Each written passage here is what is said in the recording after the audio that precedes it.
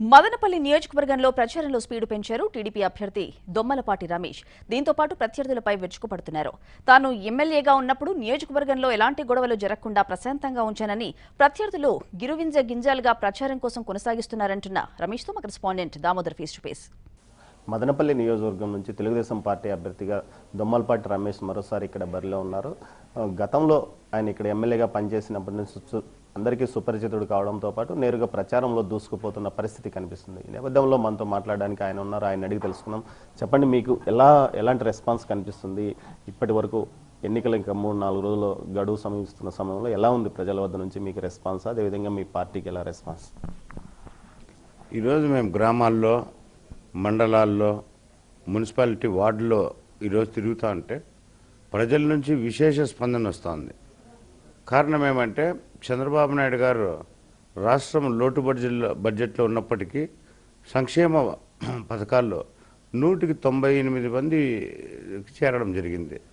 ఈరోజు సమాజంలోని వివిధ వర్గాల ప్రజల్లో వీళ్ళందరూ కూడా రాష్ట్రంలో ఉండేటువంటి తక్కువ బడ్జెట్ను కూడా ఇన్ని వర్గాలకు, ఇన్ని మతాలకు పంచుతా అన్నాడు. ఏ విధంగా ఇది సాధ్యమో అని చెప్పి ప్రజలు వాళ్ళే చర్చించుకొని ఇటువంటి లోటు బడ్జెట్ ఉండే రాష్ట్రానికి చంద్రబాబు నాయుడు గారు మళ్ళీ ముఖ్యమంత్రి కావాలని చెప్పి మేము వార్డుల్లోకి, గ్రామాల్లోకి పోతే మేము మామూలుగా రాజకీయాల్లో ఇట్లా విష్ చేస్తాం. కానీ ఈరోజు ప్రజలు మేము విష్ చేసిన వెంటనే విక్టరీ సింబల్ చూపిస్తాం. ఆ మోహంలో ఆ సంతోషము ఇది కూడా చాలా బాగా కనపడుతుంది మాకు. ఇవన్నీ చూస్తా అంటే ఖచ్చితంగా రాష్ట్ర వ్యాప్తంగా కూడా తెలుగుదేశం గాలి వీస్తూ ఉంది. సంక్షేమ ఫలాలన్నీ కూడా అన్ని వర్గాలకు అందినాయని చెప్పి ఈరోజు మాకు అర్థమవుతా ఉంది. ఖచ్చితంగా రాష్ట్రంలో ఈరోజు 170 సీట్లకు 175 గెలిచినా ఆశ్చర్యపోవాల్సిన అవసరం లేదు. ఎందుకంటే పులివెందులకు కూడా ఈరోజు నీళ్ళు ఇచ్చి పులివెందుల ప్రజల్లో కరువు కాటకాల నుంచి బయట వేసినారు. ఈరోజు వాళ్ళ చీనా చెట్లు అయితేనేమి, వాళ్ళ అరటి పంటలు అయితేమి అన్నీ కూడా చంద్రబాబు నాయుడు గారి ద్వారా లబ్ధి పొంది వాళ్ళందరూ కూడా సాటిస్ఫాక్షన్ లెవెల్ ఎక్కువ పెంచుకొని ఈరోజు పులివెందులు కూడా ఓడిపోయే పరిస్థితి ఉంది. కాబట్టి రాష్ట్ర వ్యాప్తంగా 175 నియోజకవర్గాలు తెలుగుదేశం పార్టీ వస్తుంది. మీరు స్థానికంగా ఎలాంటి సమస్యల మీద దృష్టి పెట్టారు? ప్రజలకు ఎలాంటి హామీలు ఇస్తున్నారు? గతంలో నేను 5 సంవత్సరాలు మదనపల్లి నియోజకవర్గానికి ఎమ్మెల్యేగా ఉండడం జరిగింది. ఆ రోజు కూడా శాంతి భద్రతల విషయంలో పూర్తి స్థాయి చర్యలు తీసుకొని మదనపల్లిలో చిన్న గలాట కూడా జరగకుండా ఆ రోజు ఆపాం. మదనపల్లిలో స్వాతంత్రం వచ్చినప్పటి నుంచి కూడా జరగనటువంటి కొన్ని సమస్యలు, మాలేపాడు దొనబైలు అయితే రోడ్డు లేని పరిస్థితి. అక్కడ నుంచి ఎవరైనా ఆరోగ్యరీత్యా ఇబ్బంది పడుతుంటే వాళ్ళని డోలీలో తీసుకొచ్చి వాళ్ళందరినీ కూడా హాస్పిటల్కి తీసుకుపోయే పరిస్థితి ఉంటాయి. ఆ రోజు మేము అక్కడ స్వయంగా కూర్చొని ఆ మాలేపాడు దొనబైలకు రోడ్డు వేయడం జరిగింది. ఆ రోడ్డు స్వాతంత్రం వచ్చినప్పుడు జరగలేదు. ఇంకా చీగిలిబైలు దొనబైలకైతే స్వాతంత్రం వచ్చినప్పుడు కరెంట్ లేదు. 3 ఫేజ్ కరెంటు తీసుకుపోయి అక్కడ రైతులను కూడా చేయడం జరిగింది. రామరెడ్డి గారిపల్లి, పనసమాకులపల్లి, మామిడి గుంపులపల్లి, కోళ్ళబైలు గ్రామాలకు ఈ 3 బాయిల దగ్గర రోడ్డే లేకుండా కంప్లీట్ బస్సులు కానీ ఏవి కానీ 2 వీలర్లు కూడా పోని పరిస్థితి ఉంటే ఆ రోజు నేను స్వయంగా అక్కడ 3 రోజులు కూర్చొని ఆ రోడ్డు కూడా వేయడం జరిగింది. అంటే అసాధ్యం, 70 ఏళ్ళ నుంచి జరిగిన పనులు కూడా నా హయాంలో ఆ రోజు జరిగినాయి. కాబట్టి ఈరోజు మళ్ళా నాకు చంద్రబాబు నాయుడు గారు అవకాశం ఇచ్చినారు. ఈ అవకాశాన్ని మా మదనపల్లి ప్రజలు, ఎందుకంటే అతి సామాన్యుడిగా ఉన్నటువంటి నన్ను ఒకసారి ఎమ్మెల్యేగా, ఇప్పుడు మళ్ళీ రెండోసారి అవకాశం ఇచ్చి మా ఎమ్మెల్యేగా అభ్యర్థిత్వం ముందరికి పోతాను. అంటే సామాన్యుడిగా ఉండి నన్ను ఆ రోజు ప్రజలే గెలిపించినారు, ఈరోజు ప్రజలే గెలిపిస్తారు. కాబట్టి ప్రజా అవసరమే ఏదైతే ప్రజలకు అవసరమో అవన్నీ కూడా తీర్చేదానికి నేను సిద్ధంగా ఉన్నా. ఉదాహరణకు మా నియోజకవర్గంలో విద్యావంతులు ఎక్కువ. గత 100 సంవత్సరాల నుంచి మాకు డిగ్రీ కాలేజ్ ఉంది.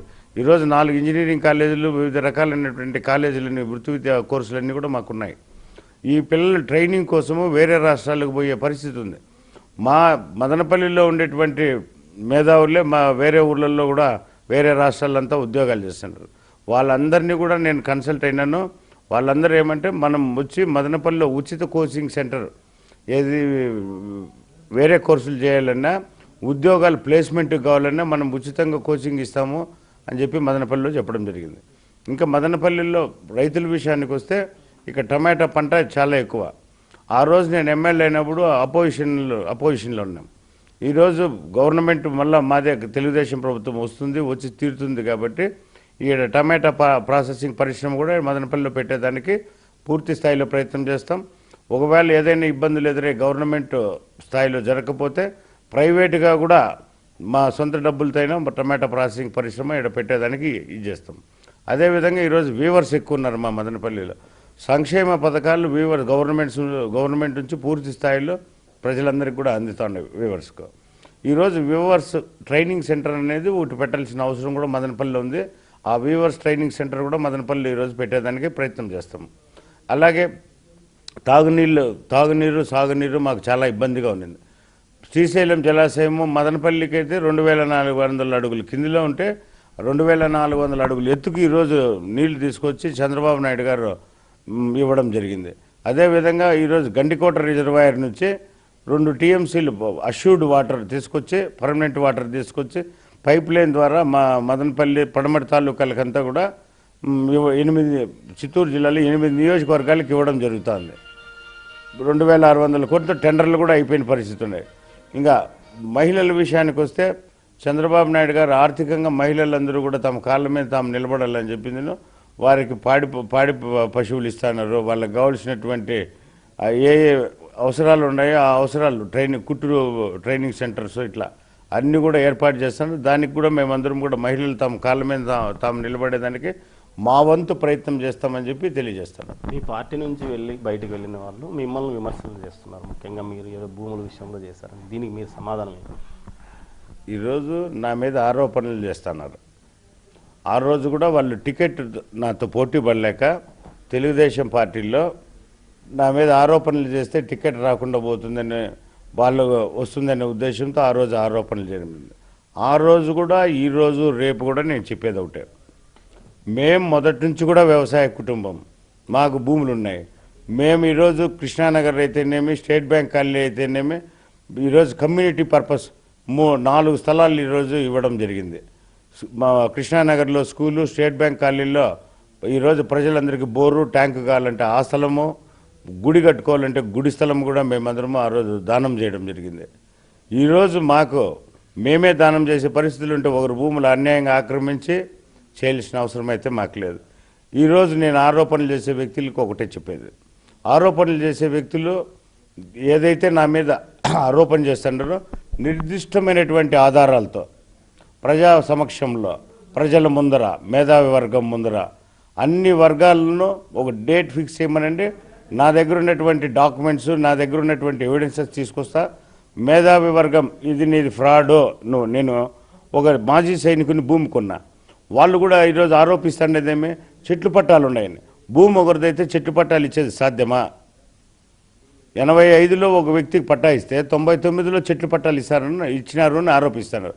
ఆ చెట్లు పట్టాలు కూడా నిజమైన చెట్లు పట్టాలు అయితే ప్రజా సమక్షంలో ఎందుకు ప్రజల ముందరికి పెట్టరు? ఈరోజు మేధావి వర్గం నా డాక్యుమెంట్స్ నా హైకోర్టు ద్వారా నేను వచ్చి ఈరోజు ఆ భూమిని రిజిస్ట్రేషన్ చేసుకోవడం జరిగింది. నేను వచ్చి ఈరోజు సమాచార చట్టం ద్వారా ఎంఆర్ఓ గారిని భూమి ఎవరిని అడిగిన తర్వాత ఆ సమాచార చట్టం ఎవిడెన్స్ అంతా కూడా తీసుకుపోయి హైకోర్టులో వేసి, హైకోర్టులో నేను ఈ భూమిని కొనాలనుకుంటున్నాను అని చెప్పి ఓ కేసు వేయడం జరిగింది. హైకోర్టు ఎంఆర్ఓను మొత్తం అందరినీ కూడా, కలెక్టర్ని అందరినీ కూడా విచారించి ఈ భూమి నువ్వు రిజిస్ట్రేషన్ చేసుకోవచ్చు అని చెప్పి నాకు తీర్పు ఇస్తేనే నేను ఈరోజు రిజిస్టర్ చేసుకున్నా. నా దగ్గర ఉన్నటువంటి ఎవిడెన్స్లు తీసుకొస్తా. మదనపల్లిలో ఆరోపణలు చేస్తూ ఉన్నటువంటి ఈరోజు జనసేన అభ్యర్థిగా భర్త కావచ్చు, వైసీపీ ఇది కావచ్చు, మిథున్ రెడ్డి ఈరోజు ఎంపీ చిలక పలుకులు పలుకుతాడు. మిథున్ రెడ్డి తండ్రిని ఒకసారి నన్ను విమర్శించే ముందు పెద్దిరెడ్డి రామచంద్రారెడ్డిని విమర్శించండి. మొదటి నుంచి మేము భూస్వాములం, మాకంటే ఎన్నో రెట్లు తక్కువ ఉన్నటువంటి రామచంద్రారెడ్డి ఈరోజు ఇంత ఆస్తి ఏ విధంగా సంపాదించినాడు? తిరుపతిలో ఎవరిని అడిగినా రామచంద్రారెడ్డి భూముల ఆక్రమణ, వాళ్ళ ఈరోజు ఏదైతే ఉందో కళ్యాణ మండపాలు, లాడ్జి, ఇవన్నీ కూడా వాళ్ళ ఇల్లు, మిథున్ రెడ్డి నివసించే ఇల్లు కూడా ఆక్యుపేషన్ చేసుకొని కబ్జా చేసినవే తప్ప ఆయన ఏంది నా మీద మిథున్ రెడ్డి ఆరోపణలు చేయడము? రమ్మనండి మిథున్ రెడ్డిని ఫేస్ టు ఫేస్ మాట్లాడదాం. నా డాక్యుమెంట్స్ తీసుకొస్తాను, నేను కొన్ని ఆరోపణలు చేస్తాను మిథున్ రెడ్డి మీద. ఆరోపణలకు బలమైన ఆధారాలు కూడా చూపిస్తాను. నేను ఈరోజు పోలీసులు దొంగ అన్నట్టుంది ఈ మిథున్ రెడ్డి, రామదాస్ చౌదరి, ఈ నవాజ్ బాషా ఈరోజు నా మీద చేసే ఆరోపణలు. ప్రజాక్షేత్రంలో ఈరోజు కూడా నేను అవినీతి చేసినాను లేదా భూ కబ్జాలు చేసినాననే కానీ నిరూపిస్తే ఈ రోజు అభ్యర్థిత్వాన్ని వైదొలుగుతానని చెప్పి కూడా సగర్వంగా, ఎందుకంటే గర్వంగా చెప్తాండా. ఈరోజు నేను ఎక్కడ తప్పు చేయలేదు కాబట్టి ఆ గర్వము. ఒకవేళ తప్పు చేసింటే నేను కూడా అందరి మాదిరిగా చేయిలు కట్టుకొని నిలబడిసిన పరిస్థితులు ఉండేది. ఖచ్చితంగా ఈ మిథున్ రెడ్డికి, నవాజ్ బాషాకి, రామ్దాస్ చౌదరికి చెప్తాండ, నా మీద ఆరోపణలు చేసేటప్పుడు ఒకసారి వాళ్ళ కింద చూసుకోమనండి. నేను ఈరోజు నిర్దిష్టమైన ఆధారాలతో మిథున్ రెడ్డి వాళ్ళు ఏమేమి ఆక్యుపై చేసినారో అవన్నీ ప్రజలకు వదిలేయగలరా? తన ఎంపీ అభ్యర్థిత్వాన్ని నేను వదులుకోగలరా? నా మీద నిరూపిస్తే నేను నా ఎమ్మెల్యే అభ్యర్థిత్వాన్ని వదులుకుంటానని చెప్పి తెలియజేస్తాండా. ఇంకా రామ్దాస్ విషయానికి వస్తే, నా మీద ఆరోపణ చేసినటువంటి రామ్దాస్, అతను ఏ ఇంట్లో తింటే ఆ ఇంటి తిన్నింటి వాసాలు లెక్కించే వ్యక్తి రామ్దాస్ చౌదరి. ఆ విషయం ప్రజలందరికీ తెలుసు. ఈరోజు మొదట తెలుగుదేశం పార్టీలో ఉండి ఆ రోజు టికెట్ రాలేదంటే అన్నా తెలుగుదేశం అని చెప్పి కంటెస్ట్ చేసినాడు. తర్వాత బీజేపీకి పోయినాడు. బీజేపీ తర్వాత కాంగ్రెస్ లేకపోయినాడు. కాంగ్రెస్లో టికెట్ రాలేదని కాంగ్రెస్ రెబల్గా ఆ రోజు నా మీద కంటెస్ట్ చేయడం జరిగింది. రాజశేఖర రెడ్డి వేవ్లో కూడా నేను తెలుగుదేశం అభ్యర్థిగా 5,850 ఓట్లతో అతని మీద గెలవడం జరిగింది. ఈరోజు మళ్ళా తెలుగుదేశంలోకి చేరినాడు. తెలుగుదేశంలో కూడా రెబల్గా కంటెస్ట్ చేస్తానట. రెబల్గా కంటెస్ట్ చేస్తా అంటే నేను తెలుగుదేశాన్ని కంటెస్ట్ చేస్తాను. రెబల్గా కంటెస్ట్ చేసే ధైర్యం లేక ఈరోజు జనసేనకు పోయినాడు. ఇతను భూ కబ్జాలు, నిత్యకృత్యం, పంచాయతీలు, సెటిల్మెంట్లు, ఇతను ఏం వ్యాపారం చేస్తున్నాడని చెప్పి ఈరోజు ఇంత ఆస్తి ఇవన్నీ ఉన్నాయి. దానికి ఇతను ఏం చేసినాడనేది మా దగ్గర నిర్దిష్టమైనటువంటి ఆధారాలు ఉన్నాయి. మదనపల్లిలోకి ఎత్తుకుంటే ఈరోజు ముస్లింలు పవిత్రంగా ఆరాధించే బడే మకాన్ భూములు ఇతని అనుచరుల పేరుతో దొంగ రిజిస్ట్రేషన్లు చేసుకొని అక్కడ పూల వ్యాపారులు అడ్డం ఉన్నారని చెప్పి పూల వ్యాపారుల మండీలన్నీ, అంగళ్ళన్నీ కూడా కాల్చింది నిజం కాదా? ఈ పూల మండీలు కాల్చడం వెనుక రామ్దాస్ హస్తం లేదా? అదేవిధంగా కోళ్ళబైల్లో అతని అనుచరుడు ఎవరో సీడ్స్ మల్లికార్జున అంట, అతని పేరుతో ఈరోజు 35 ఎకరాలు, అతని పేరుతో అతని భార్య పేరుతో 35 ఎకరాల భూములు ఉన్నాయి. మదనపల్లిలో ఎన్నో భూముల్లో ఈరోజు రామ్దాస్ హస్తం ఉంది. సెటిల్మెంట్లో రామ్దాస్ హస్తం ఉంది. ఇతను ఈరోజు మదనపల్లిలో కబ్జాలు చేసే దాంట్లో సిద్ధహస్తుడు. ఇతనిలో ఇంకొక గొప్ప గుణం ఉంది. ఇతను ఏవైతే ఆరోపణలు ఇతను చేస్తానడో ఎదుటి వ్యక్తుల మీద ఆపాదించే దాంట్లో సిద్ధహస్తుడు. అతను కబ్జాలు చేస్తా ఈరోజు వైఎస్ఆర్సీపీ పార్టీ ఇది వైఎస్ఆర్సీపీ వాళ్ళతో లాలూచిపడి రామచంద్రారెడ్డి దగ్గర 2 కోట్ల రూపాయలు డబ్బులు తెచ్చుకొని అతను జనసేన పార్టీని కబ్జా చేసి వాళ్ళందరినీ కూడా నిజమైన జనకులందరినీ పక్కన తోసేసి రామ్దాస్ సేనాన్ని ఈరోజు పెట్టుకొని తిరుగుతూ ఉండే పరిస్థితుల్లో ఇతను 2 కోట్ల రూపాయలు ఈరోజు రామచంద్రారెడ్డి దగ్గర తెచ్చుకొని ఈరోజు తిరుగుతున్నాడు. మళ్ళీ ఎంపీ ఓట్లు ఇతని గతంలో కూడా అలవాటు. గతంలో నా మీద రెబల్గా నిలబడినప్పుడు, కాంగ్రెస్ రెబల్గా నిలబడినప్పుడు గునిపాటి రామయ్యకు ఎంపీ ఓట్లు వేపిస్తానని చెప్పి అతని దగ్గర డబ్బులు తీసుకున్నాడు. కాంగ్రెస్లో ఉన్నటువంటి సాయి ప్రతాప్ దగ్గర కూడా ఇతను డబ్బులు తీసుకునేది నిజం కాదా? ఈరోజు ఇతను రామచంద్రారెడ్డి దగ్గర డబ్బులు తీసుకొని సత్యప్రభమ్మ అమ్మ దగ్గరికి వచ్చి మీకు కూడా ఓట్లు వేపిస్తానని చెప్పి ఆయమ్మ డబ్బు అడగడం వాస్తవం కాదా? నిర్దుష్టంగా ఈరోజు జనసేన ఎంపీ ఉన్నాడు రామ్దాస్ నిజాయితీ పరుడైతే వాళ్ళ బహిరంగంగా పత్రికా ముఖంగా ఈరోజు ఎలక్ట్రానిక్ మీడియా ముఖంగా 2 ఓట్లు కూడా జనసేనకే వెళ్ళని చెప్పి ఒక ప్రకటన ఇవ్వమనండి.